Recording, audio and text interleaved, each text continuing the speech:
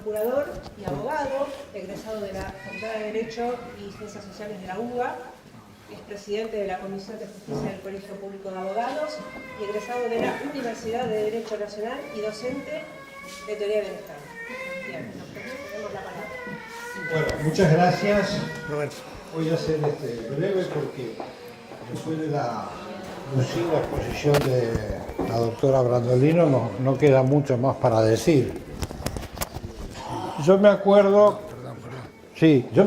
que me contaba un amigo, Américo Rial, que él estaba con Perón en Madrid en la década del 60 y le dice: ¿a quién invitamos para reorganizar el movimiento? Y Perón le dice: a los imprescindibles. ¿Y cuáles son los imprescindibles? Los que están siempre, le dijo Perón. Y acá pasa un poquito eso. Los que están siempre. Los que están todos los días y en todo lugar, en las redes, en la televisión cuando los dejan ir, en los canales de cable, cuando están siempre. Sí, yo me corro, pero no me da el cable. No hay problema. Me hace acordar el tema de los imprescindibles, la carta de Pueyrredón a San Martín. Cuando Pueyrredón le dice: ahí le mandé las 200 tiendas, los 200 sables y las 200 mulas. Y no me pidan más porque no tengo más nada. Después de todo lo que usted quiere hacer es imposible. Y San Martín le dice: sí, es imposible, pero es imprescindible. Así que yo los quiero felicitar que ustedes un sábado a la tarde de primavera hayan venido a escucharnos a mí. A Chinda vale la pena, pero a mí. Bueno, acá también anoté una frase de Eva Perón: no me quiero, espere que esto ayuda un poquito. No es necesario, pero ayuda. Me dijo la oculista: la vista es un músculo, vos tenés que ejercitarla, claro, pero no me quedé jamás en la retaguardia. Estuve en primera línea peleando los días cortos y las noches largas. Bueno, es un poquito lo que nos ha tocado a nosotros. Vamos a hablar brevemente, vamos a completar un poco lo que dijo Chinda Brandolino. Ahora la Agenda 2030 se denomina Agenda 2045.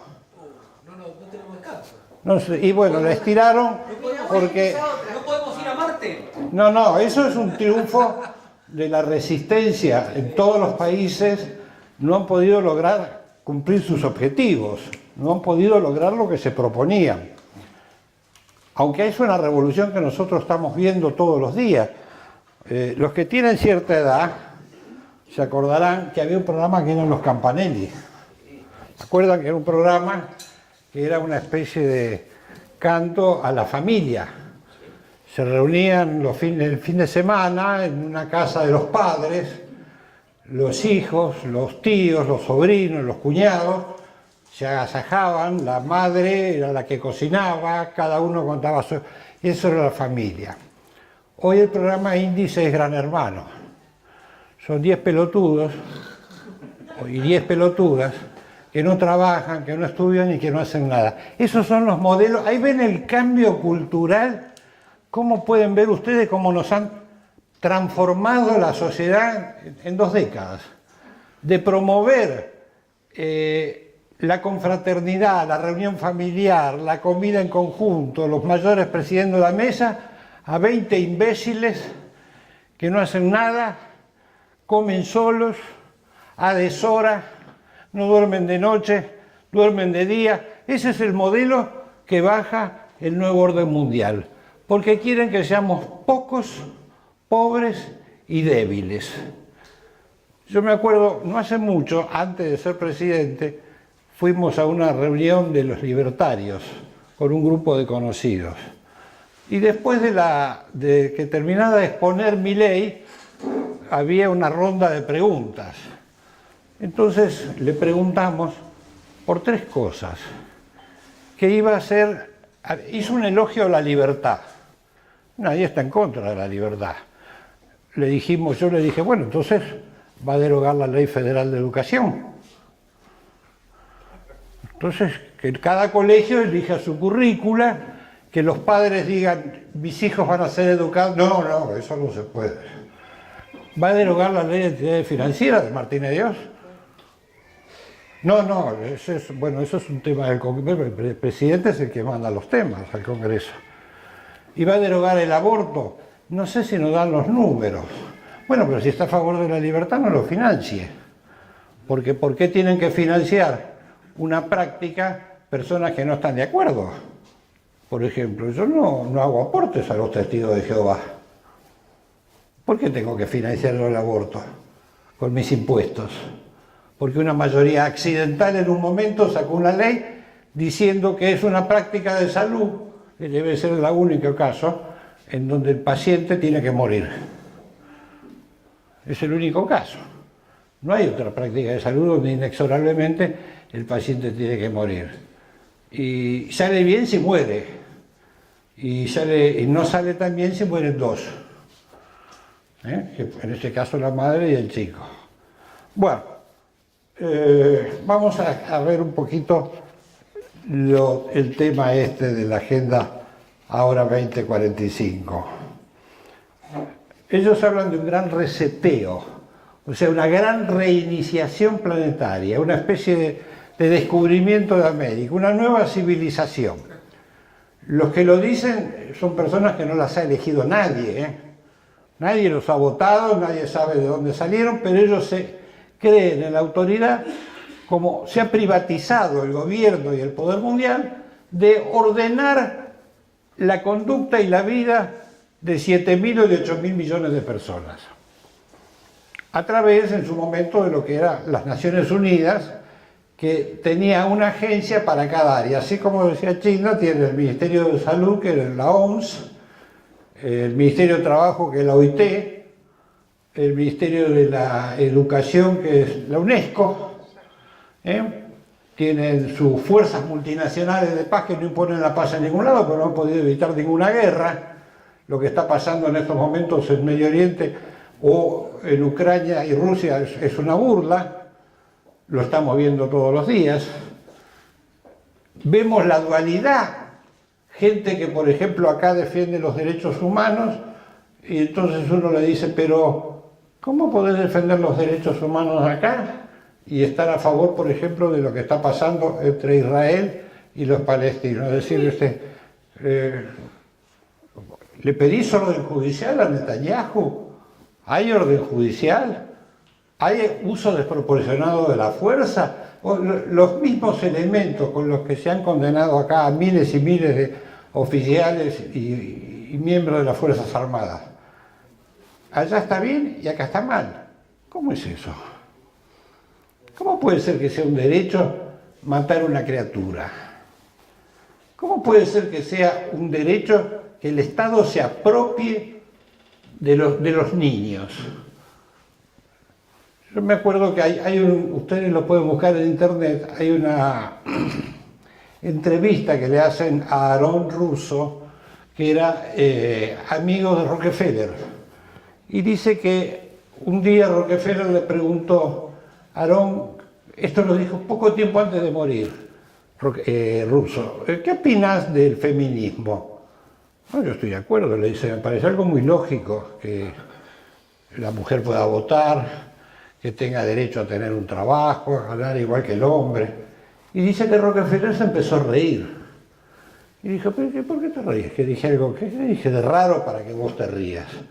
No, dice, eso es un programa psicosocial que hemos impuesto nosotros.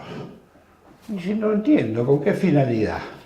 Bueno, le dice, duplicamos la oferta de trabajo, bajamos los sueldos a la mitad y ahora pagan impuestos el 100% de la población.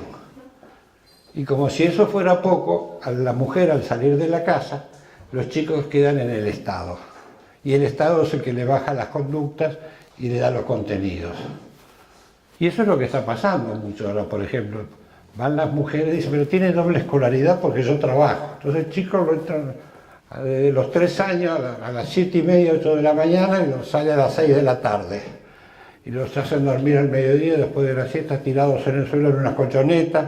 Dice, no, porque es jornada completa. Pobrecita la criatura, entra, trabaja hasta 14 horas metido en un colegio donde, con extraños, y después llegan a la casa los padres a las 5, 6, 7 de la tarde, lo bañan y al otro día empiezas de vuelta. Eso es lo que se llama un chico escolarizado. Eso es la educación que nosotros hoy tenemos. La expulsión forzosa de la mujer del hogar ha producido la destrucción de la familia. Por lo menos de la familia que nosotros siempre hemos conocido, donde había una división de roles. Ahora hay una competencia. Se compite entre el hombre y la mujer. A ver quién está más horas, quién gana más dinero, quién es más exitoso. Y ustedes habrán visto ahora la pluralidad de elementos que tiene que existir para poder sobrellevar una familia. Tiene que haber, por ejemplo, me decía un amigo arquitecto que lo ideal era el conventillo. Yo le digo, ¿cómo el conventillo? El conventillo era una unidad de defensa familiar perfecta. Me dice, estaba la tía, el tío soltero, el cuñado.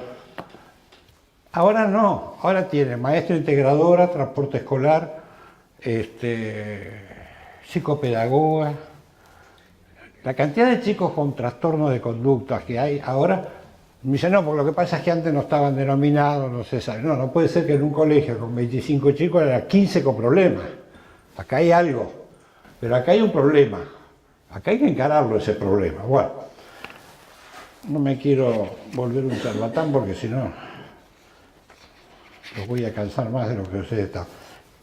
Todo esto fue empezado a planificarse desde el año, cuando se crea el Club de Roma, hace un informe sobre, se llama los límites del crecimiento, es decir, hasta dónde se podía crecer y cómo se debía crecer.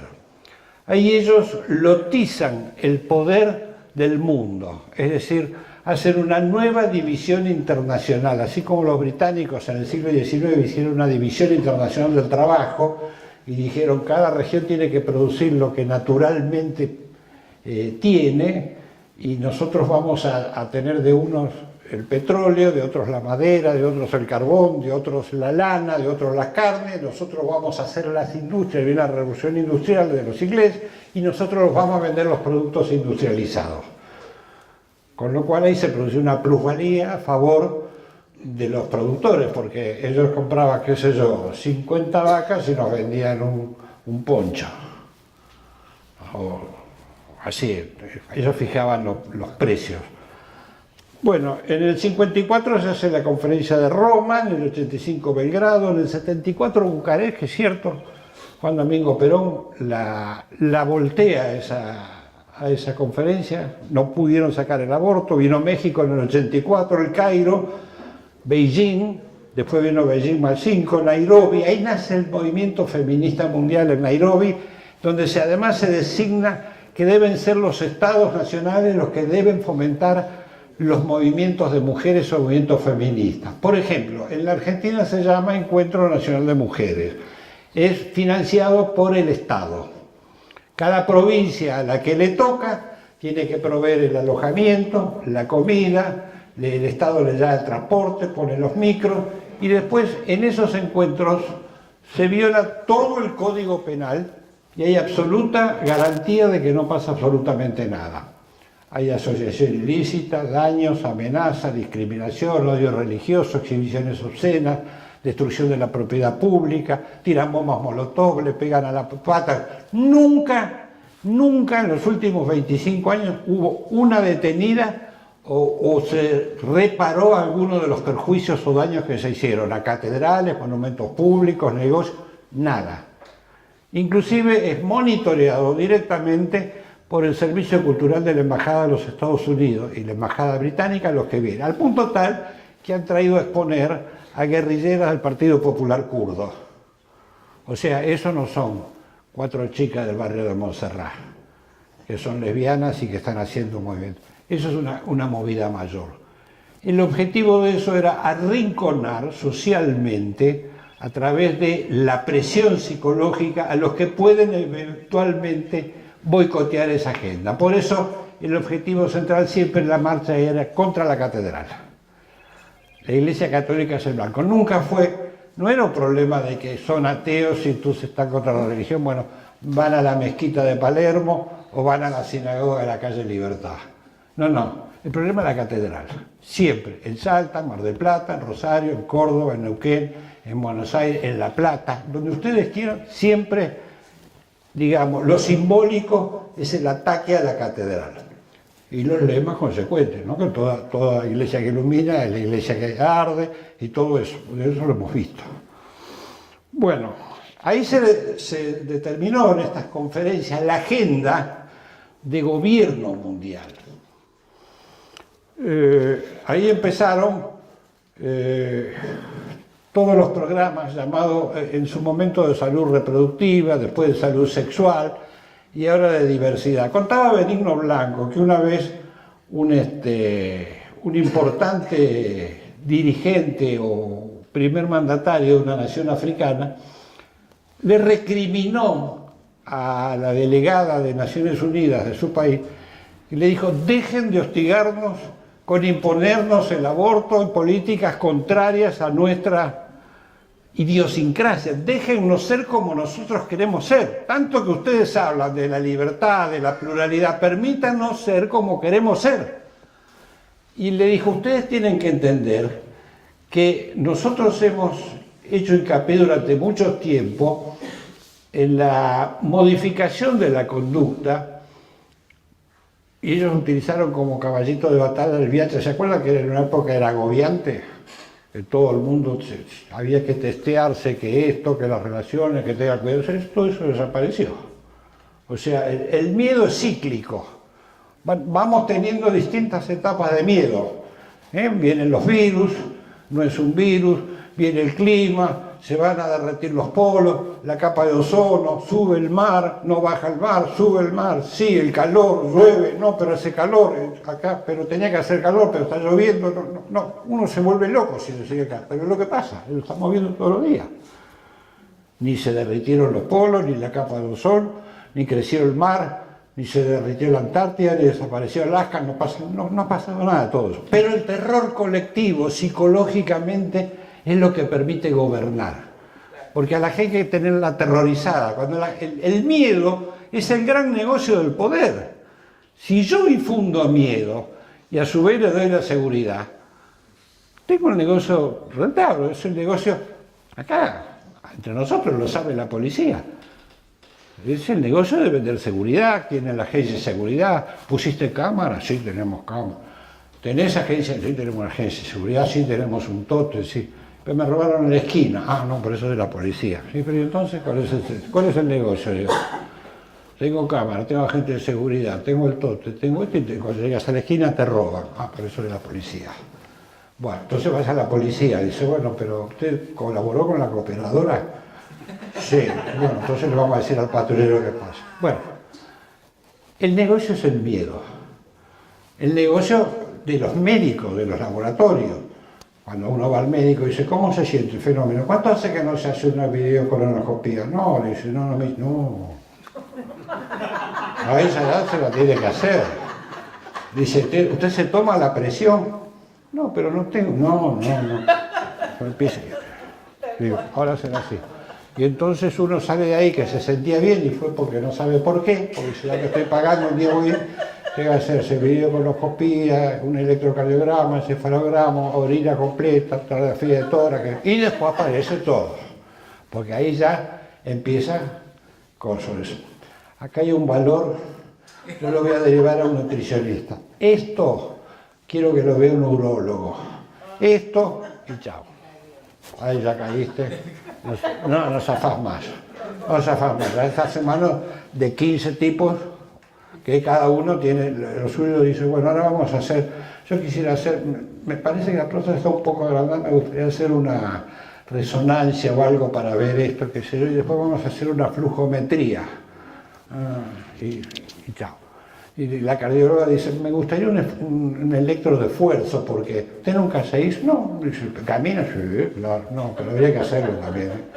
A esta edad hay que hacerlo. ¿Pero por qué a esta edad hay que hacer de todo si uno se siente bien? En realidad es para no sentirse mal. Es que yo no me siento mal. Claro, pero el negocio es eso. Y después viene la otra pregunta, ¿qué plan tiene? Entonces uno le dice, el 3, no, dice, pero esto, para hacer esto y esto y esto tendría que hacer el plan Patrinum. Chao. Va. Y sí. Bueno, ¿qué es lo que quiere esta Agenda 2045? Lo que quieren es coordinar el control planetario, gobernar el mundo. Para gobernar el mundo, ellos tienen que, como decía Kissinger, tienen que gobernar en la comida, gobernar la energía, el petróleo. Es lo que estamos viendo nosotros. Es lo que estamos ahora, por ejemplo, Milei, que nosotros, por ejemplo, venimos de gente que hablaba a favor de la agenda y cumplía con la agenda. Ahora tenemos un gobierno que habla en contra de la agenda y hace lo que la agenda dice.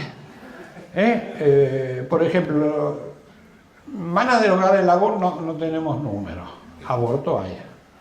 Van a crear la trazabilidad bovina, es decir, le van a aplicar al ganado para seguirlo. Es decir, eso después viene la tasa de contaminación y eso después viene el cambio de los hábitos alimentarios.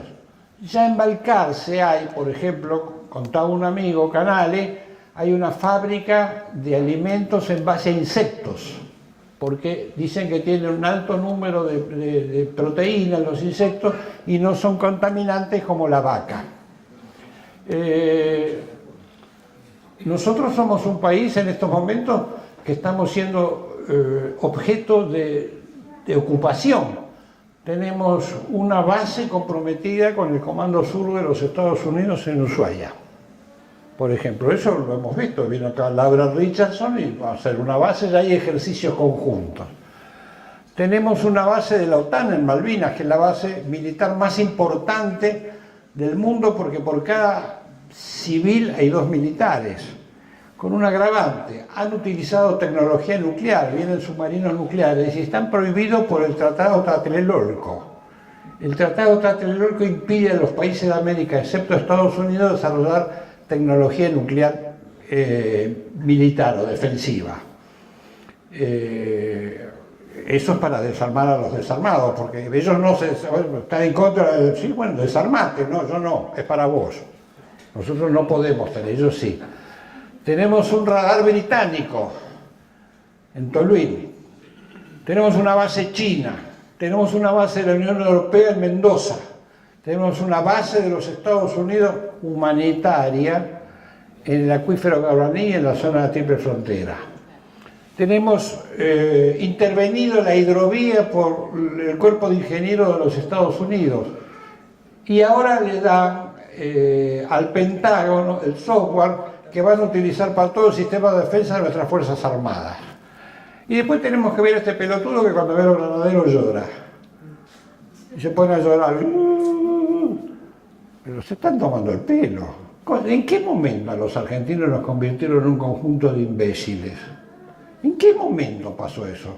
Salvo que sea un país, digamos, que existe porque Dios quiere que exista, y hay un grupo pequeño de argentinos que resiste y resiste y resiste y sigue, y no lo pueden vencer, no lo pueden callar, le mandan las FIB, los persiguen, le hacen denuncias y siguen, y bueno, eso mantiene soplando la llama viva, porque si no, no hay otra manera de explicar de que la Argentina, digamos, con todo en contra, con los jueces en contra, con los legisladores en contra, con los funcionarios en contra, hemos visto nosotros. Acaba de salir sueldos de 40 millones, 35 millones de pesos de los funcionarios públicos, porque tienen 60% de la población abajo de la línea de pobreza, que 2 de cada 3 chicos son pobres, que en el Gran Buenos Aires La mayoría de los chicos no hacen una comida, que hemos perdido talla generacionalmente, tenemos 3 a 5 centímetros menos en determinados sectores de la población, por la mala alimentación, por la falta de proteínas, por la falta de vitaminas, por la falta de calcio. Los chicos no se desarrollan, son chicos de 1,40 m, 1,50 m, el promedio, 1,60 m. Y en eso han colaborado todos. Yo se lo decía otra vez al cacique, al cura cacique de los villeros, de los curas villeros. Ustedes, tanto hablar de la familia, colaboran con la deshogarización de la familia. Porque ustedes atienden, en vez de educar a las madres y enseñarles en una escuela cómo se cocina y a los padres cómo se deben atender a los hijos, los tratan como si fueran pollos parrilleros, que van con la mitad de la cabeza afeitada, un shortcito y la camiseta de la selección argentina a comer, y ahora tienen comedero, bebedero, cenadero, merendero, y van, comen y después a la calle. Eso es todo, eso no es lo que ustedes tienen que hacer, no es la función de la iglesia esa, no es la función de un sacerdote. Ustedes no tienen que hacer eso, eso es suplemento. Ustedes que le tienen que enseñar, si el Estado le da los recursos, pongan escuelas y enséñenle a ser padres y a ser madres, no a alimentarlos como si fueran aves de corral, porque esa no es la función. Entonces esa gente que no sirve para nada, hace 40 años, 50 años que son gobernados por los mismos, viven en calles de tierra, no conocen lo que es trabajar, no van a la escuela, no sirven para nada. Lo único que los ha motorizado en algún momento a esos sectores es el fútbol y a los otros el dólar. Yo que recuerdo, en los últimos 30 años los argentinos salieron a la calle por dos cosas, por el dólar o por el fútbol. Desde la época de Galtieri, que fue lo de Malvinas, que la gente fue y hizo la diferencia, que no apoyaba a Galtieri, sino que era por Malvinas. Después nunca más los argentinos salieron por otra cosa, nada más que por eso. Bueno, ¿cuáles son los caballitos de este tema? Es implementar la izquierda para que la izquierda lleve adelante el plan que necesita la derecha. La izquierda ya no lucha más por una dictadura del proletariado, no hay más proletariado. Nosotros hemos visto cómo se ha transfigurado, cómo se ha cambiado la sociedad. No en muchos años, ¿cuántas profesiones han desaparecido? ¿Se acuerdan ustedes que existía la telefonista? No puedo hablar con un ser humano nunca, cuando llama por algo. No existe más el ascensorista, el telexista, el que respondía los fax. Eso no existe más. Yo me acuerdo que cuando yo era estudiante de Derecho, tenía un amigo que trabajaba en un estudio laboral, que estudiaba conmigo, y un día se había comprado un coche y me pidió que lo acompañe a la Ford. Y fuimos a la Ford, allá en General Pacheco, y parecía Singapur. Había miles y miles de personas trabajando. Fui hace 10 años atrás, por otro motivo, y no hay nadie. Son máquinas que hacen líneas y uno por ahí con una cosa que hace así. Eso es todo. O sea, la sociedad hoy es una sociedad, la economía es una economía de servicios. Hoy tiene más gente en Mercado Libre que la Toyota. Es una empresa más importante, Mercado Libre, que la Toyota, la maneja Galperín desde Montevideo. Bueno, por eso la izquierda, digamos, quedó vacante. Eso fue el famoso acuerdo de Princeton. En Princeton, una universidad manejada por la CIA en los Estados Unidos, Castañeda Goodman, un guerrillero que fue canciller de México, tuvo la idea de reunir a toda la izquierda latinoamericana después de la caída del muro y de la Unión Soviética, y se llamaba Nuevas Formas de Gobierno, las Nuevas Democracias. Era un cuento, era una rosca, vamos a decirlo en concreto. Pero fueron todos, fueron los del Frente Amplio, que eran los Tupamaros, fueron acá de los Montoneros, Lula da Silva, los del MIR de Chile, los de Inti Peredo de Perú, fueron todos los grupos guerrilleros, del FAL, las Fuerzas Armadas de Liberación Nacional de Venezuela. Y la pregunta que le hicieron es lo siguiente: muchachos, ustedes se quedaron sin patrón. Sí. ¿Quieren llegar al poder? Y nos gustaría, hemos toda la vida luchado para eso, ¿cómo no vamos a querer llegar al poder? Bueno, muy sencillo. Si ustedes quieren llegar al poder, nosotros los podemos ayudar, pero nos tenemos que poner de acuerdo en un plan de no agresión. Sí, cómo no. ¿En qué consiste? Bueno, primero, no club de la deuda. Cada país arregla su deuda externa por su cuenta como mejor le parece. Eso es lo que le propusieron. Bueno, está bien, dijeron. Total, eso es una deuda que nosotros no hemos contraído, dijeron. Segundo, no desarrollo nuclear. Sí, está bien, ningún problema. Nunca tuvimos armas nucleares. Todo iba con cosas. Salud reproductiva, promover el control de la natalidad, bueno, está bien y qué sé yo. Y eliminar o miniaturizar la industria de defensa o las Fuerzas Armadas, para lo cual cada uno haga lo que quiera, con la excusa de los derechos humanos, que hicieron la guerra. ¿Cómo no? Todos firmaron, y en la década del 80 y del 90, todos esos llevaron al poder. Mujica, Tabaré Vázquez, Bachelet, el Partido Comunista, exiliada en Alemania Oriental, Dilma Rousseff, presa por asaltar un banco, Lula da Silva, que era una especie de Altamira en su momento de acá, ahí de la bola en Brasil, era un partido trotskista y minoritario, el PT, sacaba el 3, el 4%, lo hicieron presidente. Un cocainómano, un traficante de cocaína como Evo González, lo hicieron presidente. Acá los Kirchner hicieron presidente, con todo el grupo Montonero, porque ese fue el acuerdo. Les recomiendo el libro El Pacto de Berbisky con Kirchner. Y toda esa gente llegó, y todo eso es lo que pasó. Se reconoció la deuda externa, se pagó, se cercó, se hostigó a las Fuerzas Armadas, se impuso el aborto se puso en la Argentina, se puso en Uruguay, se puso en Brasil, se puso en Chile, se puso en Bolivia, se puso en todos lados. El matrimonio igualitario, la destrucción de la familia, las ideologías de género, todos lados. Lo hemos visto, o sea que es una agenda sostenida en el tiempo. Vamos viendo que en todos lados, ahora están en México, por localidades. El aborto primero era por los 3 meses, después en el caso había una violación, después en los 3 meses, ahora los 6, ahora los 9, ahora puede haber aborto hasta después de nacido.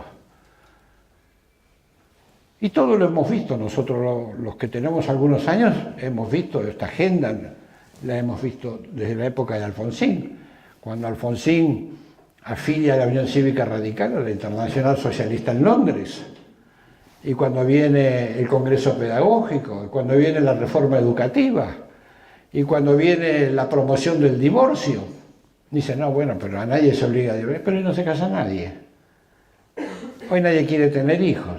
Hoy, digamos, han logrado todos esos resultados de que no se formen familias, de que no crezcamos poblacionalmente, de que la deuda externa, por ejemplo, ahora quieren auditar la UBA. Perfecto. Son dineros públicos, pero la deuda externa no se audita.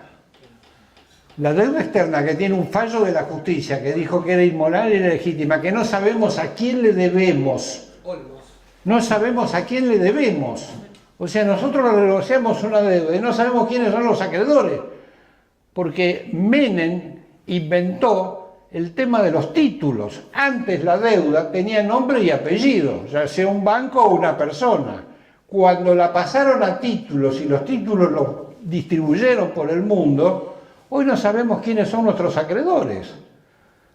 Porque a lo mejor si hay grupos británicos y nosotros por el Tratado de Madrid le cedimos a los ingleses la condición de Estado ribereño, para lo cual ellos pueden otorgar licencias de pescas que nos producen 20.000 millones de dólares por año de pérdida, nosotros podríamos poner a los tenedores de esos títulos británicos una tasa de compensación o no pagarles, porque por ahí nosotros somos acreedores de nuestros acreedores.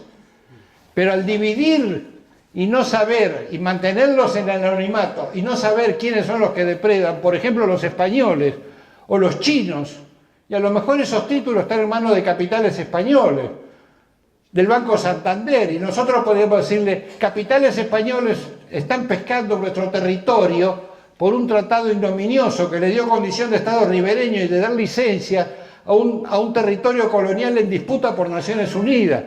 Eso es el Versalles argentino. Entonces, bueno, no los quiero agobiar, Porque si no de acá, dice, bueno, después de escuchar, no a la doctora Chinda, pero de escucharme, van a decir, de acá el suicidio, porque... Bueno, yo lo que le digo, ahí vi la frase de Darwin Passaponti. Darwin Passaponti fue el primer mártir que tuvo el 17 de octubre del 45, cayó frente al diario Crítica, asesinado por los pistoleros de Botana y del Partido Comunista. Llevaba sobre su camisa blanca un cóndor plateado y, como decía la alianza, la marcha de la alianza para alumbrar la patria de la montaña al mar. Él era un joven de 17 años que militaba en la Unión Nacionalista de Estudiantes Secundarios, de la Alianza Libertadora Nacionalista, y había escrito 72 horas antes de morir esta poesía. Quise cruzar la vida con la luz del rayo, que el espacio alumbra, seguro de no vivir más que un instante, seguro de no morir, debilitado, así como el rayo, corto, breve y soberano. Eso lo escribió Darwin Passaponti 3 días antes de morir en la Avenida de Mayo. Muchas gracias.